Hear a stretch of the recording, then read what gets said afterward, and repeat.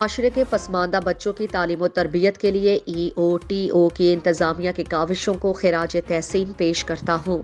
DPO Gujarat سید Ghazanfar Ali Shah.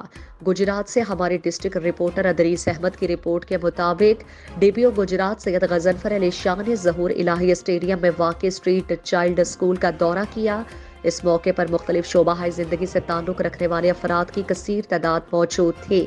DPO Gujarat کی street school آمد پر انتظامیہ اور اسکول کے بچوں نے پھولوں کے گلدستے پیش کیے۔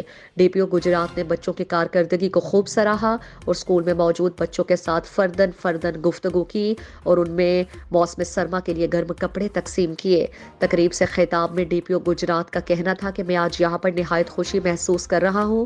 معاشرے کے پسماندہ بچوں کی تعلیم و تربیت کے لیے EOTO انتظامیہ کی کاوشوں کو خراج تحسین پیش کرتا ہوں۔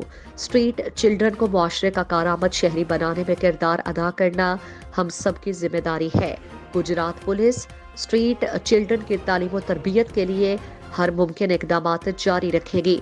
تقریب کے اختتام پر اسکول انتظامیہ کی طرف سے DPO گجرات کو یادگاری شیلڈ پیش کی گئی۔